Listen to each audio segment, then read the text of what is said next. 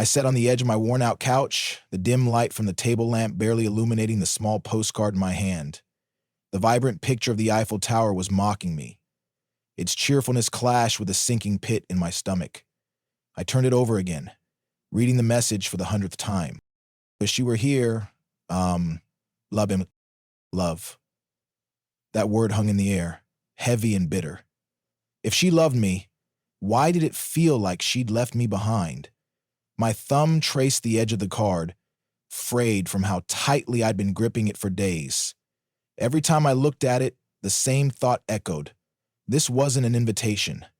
It was a goodbye wrapped in pretty words. I closed my eyes, and the memory surged forward, uninvited. We need a break, Emily had said, her eyes bright with excitement rather than worry. She was holding a glossy brochure for some European tour, her hands trembling just slightly, but not from fear. It was exhilaration. A break? My voice had cracked on the word. We're getting married in 3 months. She waved the brochure like it held all the answers. I know, but this is a once-in-a-lifetime opportunity. Jess and the girls already booked their spots. I can't miss this. I'm going to pause it so you can backpack through Europe. I didn't want to sound bitter, but the words tasted sour as they left my mouth. It's not about that, she said, her tone placating. I need to figure out who I am before I settle down. Don't you see how important this is? I nodded then, not trusting my voice. Inside, though, my heart was cracking in places I didn't know existed. I had agreed. What else could I do? Loving her meant wanting her to be happy, even if it meant leaving me behind. And now the wedding date loomed like a ghost, a date circled in red on the calendar that I couldn't bear to look at. Every time I thought about it, a deep sense of unease crept up my spine. Was she coming back to me, or had I already lost her? I reached for my phone, the screen lighting up my face in the darkened room. I wasn't even sure why I opened Instagram. Maybe I was looking for reassurance. Maybe I just wanted proof that she still thought of me. Instead, I got something else entirely. Her latest post was at the top of my feed, a picture of Emily in Venice, standing on a bridge, the golden glow of sunset painting her face. She wasn't alone. A man stood next to her, his arm resting casually on the railing, their shoulders almost touching. The caption read, "Living the dream." My hand tightened around the phone until I thought it might crack. Living the dream? With him? I set the phone down, my mind racing. That wasn't just a casual friend. I could see it in the way she leaned toward him, the ease in her smile. It was the kind of smile she used to say for me. Suddenly, all the little moments in our relationship that I'd dismissed came rushing back. The time she'd been distant, the time she'd mentioned Liam. Always casually, as though he was just part of the scenery. He's just a friend, she'd said once, laughing when I brought it up. I hadn't laughed. Picked up the phone again, zooming in on the photo. I analyzed everything. The tilt of her head, the way his hand lingered on the railing, the glint in her eyes. Was it happiness? Guilt? Or something else entirely? The more I stared, the clearer it became. Something wasn't right. Oh, this wasn't just paranoia, was it? For the first time in months, I felt a spark of something other than heartache. Suspicion. It burned hot and relentless in my chest. If I was wrong, I'd destroy us for nothing. But if I was right, she had already destroyed us. The screen glowed faintly in the darkened room, casting long shadows across the walls. My eyes traced the outlines of her smile in the photos, the way her head tilted back, mid-laugh, as though she didn't have a care in the world. It was a smile I knew too well, or thought I did. It felt different now, lighter somehow, like it didn't belong to me anymore. Shit. Like it didn't belong to me anymore. I swiped to the next post.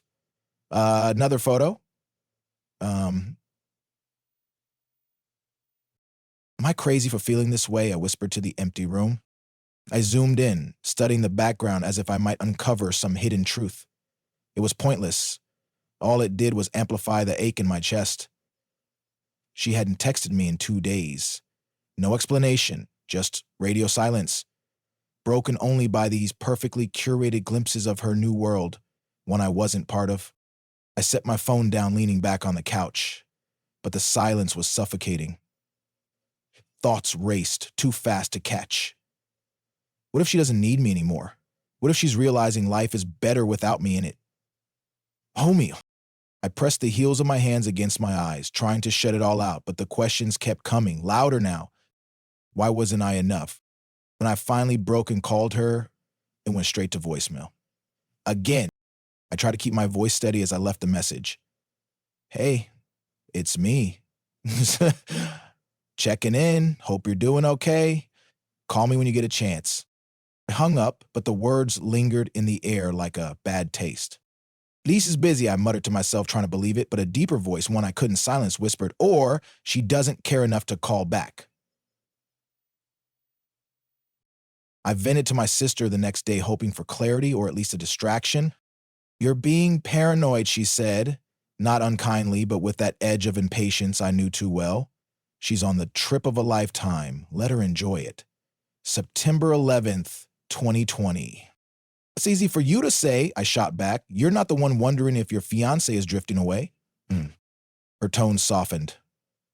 Ryan, you've been together for years. You're getting married. Don't you think that means something? I thought it did. My voice cracked and I hated how vulnerable I sounded. But now, I don't know. Jake's words from a few days earlier echoed in my mind as I walked back to my car. I'm telling you, man, he'd said over beers. Something's off. You don't just put a wedding on hold to find yourself. That's a load of crap. I'd laughed it off at the time, brushing it away like dust. But now? Now I wasn't so sure. Her messages became shorter, less frequent. Sorry, crazy day. Missed. Out with friends, we'll call tomorrow. But tomorrow never came. I stared at my phone, the silence between her words louder than anything I'd ever heard. My hands trembled as I scrolled through her pictures again. Each click felt heavier, more painful. She smiled in every frame, but something about her eyes looked distant, like she wasn't really there. I thought back to her stories of sunsets, cafes, and museums. Stories she told with excitement, but now they felt hollow. A voice in my head whispered, this isn't what she said it was. I paused at one particular photo. Liam. His arm draped casually around her shoulders, both of them looking relaxed, comfortable. A shot taken in a garden, the background blurred but intimate. My breath hitched. He's just a friend, was what she said. But the photos painted a different story. I tried to push it away. Maybe I was reading too much into it. Maybe I was paranoid. But the unease gnawed at me, unrelenting. My thoughts spiraled, each one darker than the last. What if this had been happening for months? What if she had already checked out? What if her stuff was gone? She didn't have anywhere. I needed answers. I couldn't do this anymore, wondering, doubting, torturing myself. The next day, I reached out to Maggie. Her message was short and evasive at first, but after some coaxing, she gave in. She never told you the truth, she said softly, her voice thick with regret. She's been questioning things for a while now. Oh. My breath hitched. What does that mean? I wanted to scream. She's not happy, Maggie continued. Not like she used to be. A heavy weight settled in my chest. The truth I had been avoiding, no, the truth I had been blind to, finally crashed down on me. I tried to connect the dots, the missed calls, the delayed texts, the way she looked at him in those photos. It all added up to something I didn't want to face. You should have listened, I thought bitterly. There had been so many warning signs, so many moments where I questioned everything but ignored it. I had turned a blind eye because I wanted to believe in us, in her. Now all I felt was regret. Memories crashed and burned, dreams we shared, dreams we talked about, and the love that once felt unbreakable. They hurt more than anything. The laughter, the warmth. It felt like those moments were slipping through my fingers. Was it real? I wondered. I couldn't sit still. I needed to move, to breathe, to process the crushing truth. My phone sat silent next to me, but the images were burned into my mind. Liam's arm around her shoulder. His grin. I wanted to believe it wasn't true. I wanted to hold on to any shred of hope, but with every piece of evidence, the reality became clearer. She had left me behind. I stared at the wall, my mind whirring with thoughts, but none made sense anymore. Only one thing was certain. This wasn't something I could fix. The love I thought I had wasn't the same anymore. And now, all I could do was face the painful truth that it was too late to change. I sat in silence, the weight of everything pressing down on me. My mind was a whirlwind of emotions: anger, heartbreak, disbelief. Each thought fought for dominance, vying for control, but they all led to the same place. Her. Is this real? Or am I just imagining it? My phone rested on the table untouched, though I wanted to throw it across the room. Every text, every missed call screamed at me in Morse code. She's gone, slipping away. The anger surged first, sharp and blinding. How could she? How could she look at me, say those words, and then turn around and leave? The thought made my fists clench. I wanted to scream, to shout at her until she felt the weight of her betrayal. But then the heartbreak hit. It was like drowning in a sea of memories. Happier times, shared laughs, moments that felt real.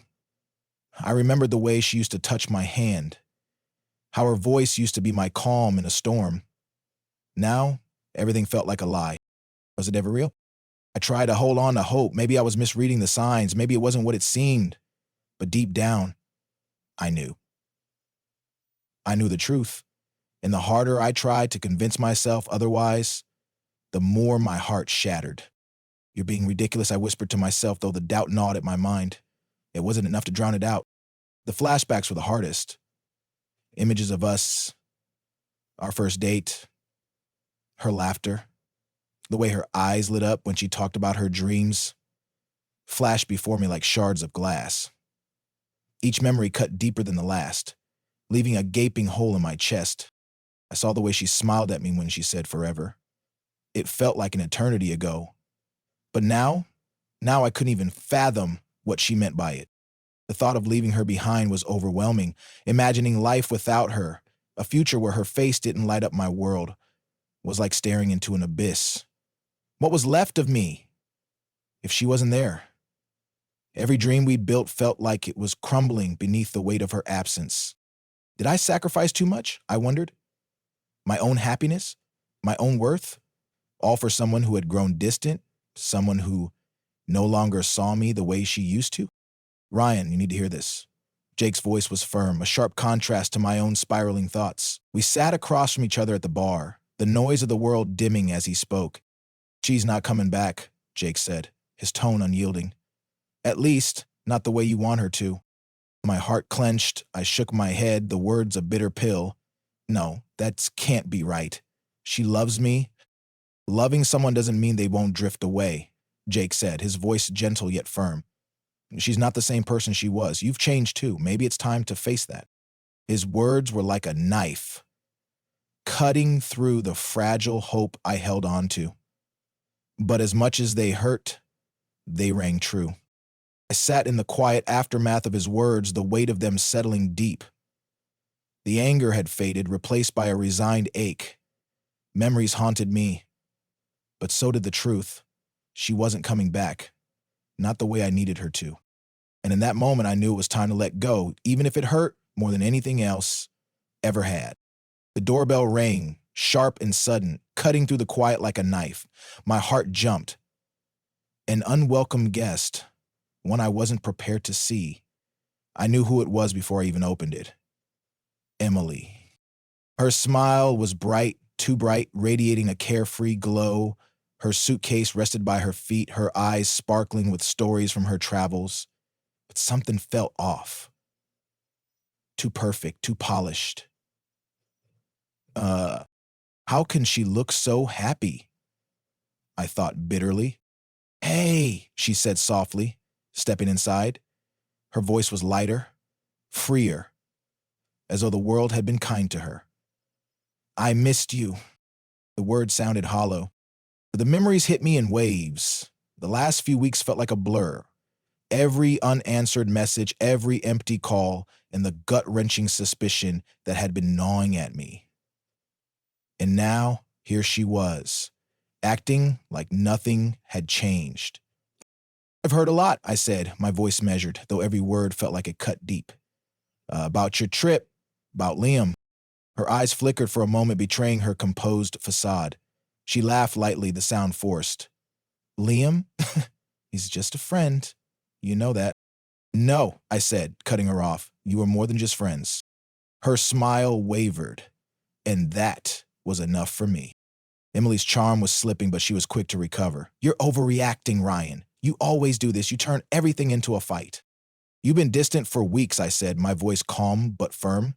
"And now you're here, pretending like everything is fine." Her gaze dropped. For a moment, there was silence, a suffocating one that spoke volumes.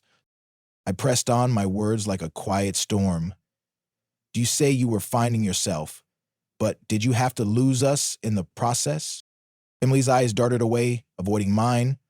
Her smile faded into something more guarded, more unsure. "I needed space," she said weakly. "You wouldn't understand." But I understood more than she realized. "You feel trapped," I said, my voice cold and steady. "That's why you did it? You weren't just finding yourself, Emily, you were searching for an escape." Her breath hitched. "That's not true," she exclaimed, though there was a tremor in her voice. "You're making this all up." "No," I said, my voice sharp, unforgiving. "You told me we were building a future. But all along, you were building something else. With him." Her eyes flared with defiance, but it faltered under my gaze. "You were supposed to be the one I could trust," I said, my heart breaking with every word. "You were supposed to be my everything." "I didn't ask for this," she cried, tears threatening to spill over. "You made me feel like I couldn't breathe." I shook my head slowly, the weight of her admission heavy. "You didn't just lose yourself, Emily. You lost us." So her confession was like a punch to the gut. "Liam." For a moment, the world stilled. My breath caught and my vision blurred with tears I refused to shed. "I needed something," she continued, her voice hollow. "You couldn't give it to me anymore." Oh. Silence hung between us, thick and oppressive. I couldn't breathe, couldn't think. My mind was a whirlwind of disbelief and sorrow. "You knew," I whispered, the realization crashing down like a tidal wave. "You knew it was him all along." She nodded softly, her expression broken. The room was silent, save for the soft ticking of the clock on the wall. My mind raced, trying to piece together the mess that had become my life. Emily's words replayed in my head, each one cutting deeper than the last. I had let it go on too long, hoping things would change. But they hadn't. Her face haunted me, her smile that once felt like home now seemed like a stranger's mask. I stared at the wedding invitations still lying on the table, reminders of a future I no longer wanted. How did we get here? Closed my eyes, taking a deep breath. The clarity that had been eluding me finally hit. This wasn't the life I wanted. This wasn't the love I deserved. Memories flashed. Moments where we'd been happy, moments where I felt seen, but they were fleeting, overshadowed by the constant doubts, the lies, and the distance that had grown between us. She doesn't even know who I am anymore. Picking up my phone, I dialed.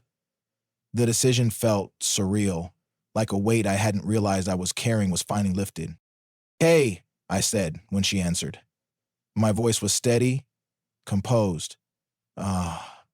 There's something I need to say." She sensed the seriousness, her tone shifting instantly. "Ryan, what's wrong?" "I'm canceling the wedding," I said firmly. The words hung between us, heavy and final. Her breath hitched, a sharp inhale. "What?" "I've been thinking about us," I continued, my voice calm but resolute. "And it's clear. This isn't working. Not anymore." "I love you," she whispered, but the words felt empty. "Why are you doing this?" Because love isn't enough when trust is broken, I said, the bitterness creeping into my tone. You've been living a life apart from me. Emotionally, mentally, I can't build a future with someone who doesn't see me. There was silence, but not the comfortable kind. It was strained, suffocating. I could hear her trying to hold back tears, her breathing uneven. I never meant to hurt you, she finally said, her voice cracking. You have to believe that. But you did, I said simply. You hurt me, and you broke us. I can't change the past, Ryan, she said quietly, tears now slipping down her face. But I want to fight for us. For you. It's too late, I said, the words falling like bricks off my chest. I can't unsee what I've seen. I can't unfeel what I've felt. Her sobs became uncontrollable, her body shaking. Please don't do this. I need to, I said, my voice softer now but no less certain. Because if I stay, I lose myself. And that's not love. It's destruction. The line went quiet again, but this time, it felt different. She was defeated, broken, and I wasn't going to pick up the pieces. When I hung up, the room felt empty. The weight of heartbreak pressed down, but so did a sense of freedom. I had made the right choice, even if it hurt, even if it shattered what we once had. Looking out the window, I imagined the future, the one without her, a future where I could breathe again, where I could rebuild, stronger, wiser, and maybe, just maybe, there was a chance for something better. The room was still, but heavy with memories. The decorations, once filled with hope and celebration, were now a cruel reminder of what could have been.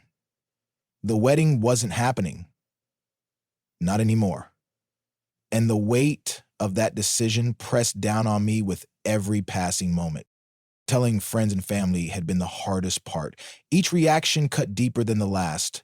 Some were understanding, some disappointed, and some simply baffled. But none of it mattered.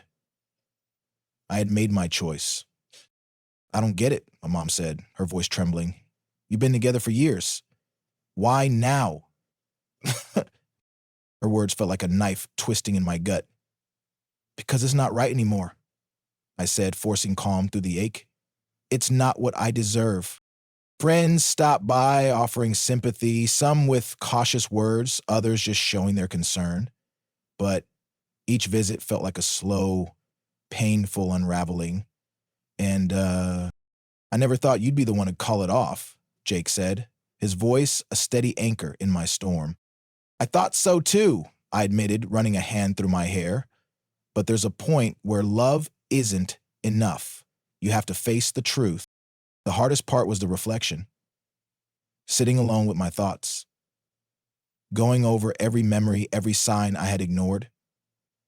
The red flags were there. How could I have missed them?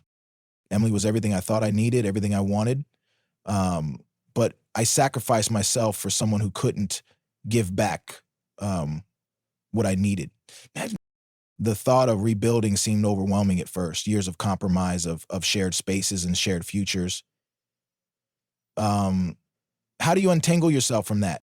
But slowly I began to reclaim the pieces. My career, once put on hold, began to thrive again. I dedicated late nights to projects I once loved, pushing forward with ambition I had buried beneath the weight of the relationship. Even small things like reconnecting with hobbies felt like rediscovering parts of myself. The nights I spent painting, running, or simply losing myself in the quiet moments, those were mine. Again, it wasn't easy, and there were times I wanted to slip back into the comfort of familiarity, but then I'd reach out to old friends, to the ones who had been with me through my ups and downs, and they reminded me that I wasn't alone. You've been holding too much in, Laura said, her voice gentle but firm. It's time to let go of what doesn't serve you. Her words echoed, a reminder that the life I had built wasn't the only life I could have. As days passed, I started to see the changes, not just in my circumstances, but in myself. I wasn't the same person I was when I walked into the relationship. I was stronger, clearer, and more self-aware. And with that clarity, I could finally breathe. The silence was deafening. Every moment felt like a reminder of what had been lost. The glittering photos from her trip were plastered across social media, smiles that seemed so carefree, so distant from the pain I felt. I sat alone in my apartment, scrolling through them. My heart ached in ways I couldn't have anticipated. It wasn't just the memories of what we shared, but the emptiness of what she had become. Her messages popped up on my phone late one night. Tentative, almost desperate. "Hey, I know it's been a while. Can we talk?" My fingers hovered over the screen. Part of me wanted to block her, to pretend she never existed. But another part, a softer, more vulnerable side, wanted to hear what she had to say. Ryan, her voice was shaky, familiar in ways that still had power over me. "I've thought about you every day since everything. I regret what happened." I took a deep breath, my pulse quickening despite my resolve. "You don't get to decide when to apologize," I said calmly, yet firmly. "You walked away when you had the chance to fix things." There was silence for a moment, and I imagined her flinching, the weight of her decisions crashing down on her. "I know," she finally whispered. "What?" "I was scared. I still am." "Scared of what?" I asked, the bitterness seeping into my tone. "Being vulnerable? Facing the truth?" Her voice broke. "Losing you." But it wasn't enough. Not anymore. The words felt hollow against the pain she had caused. The next day, her message stayed with me. Yet, as much as I thought about it, the feelings began to fade. Reflection taught me that her regret wasn't enough to undo what had been done. I saw her again months later, a fleeting glance at a cafe downtown. She was alone, but the same radiant, untouchable version of herself. The past collided with the present, and I felt nothing but a quiet resignation. She said softly, unsure. But I only offered a nod, my gaze steady and unyielding. "You look well," she continued, the words thin and rehearsed. "It's strange how someone can look so different in the same place," I replied, my voice cold and distant. That was when the reality truly set in. Her beauty couldn't mask the emptiness that lingered between us. I saw her for who she had become, someone who had taken and never given back. I began to close the door to her completely, not out of spite, but out of self-preservation. The lessons I learned from loving her had reshaped who I was. Stronger, more aware of my worth. In time, the regret she once felt was a reminder, not a threat. And with that, I moved forward, carrying the weight of our story, but no longer letting it define me. The wedding was in full swing, laughter filling the air as couples danced and celebrated, but I wasn't there for the romance. I was there for a friend. A familiar feeling lingered beneath the surface, a shadow of memories I couldn't escape. The moment our eyes met, there was something different about her. Natalie. "You're here alone?" she asked softly, her voice a contrast to the buzz of the crowd.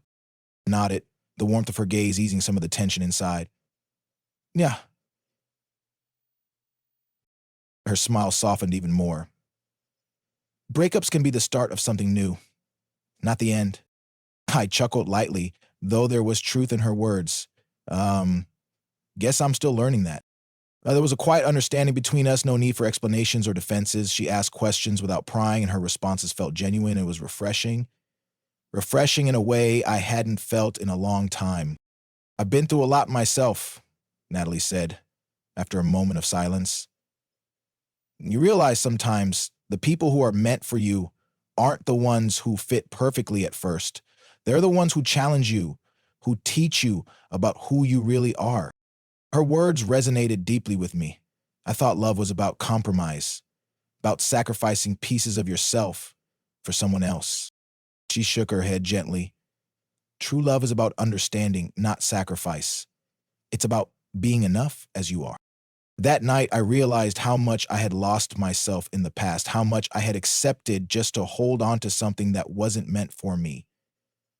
Natalie wasn't asking for pieces of me. She accepted who I was, flaws and all.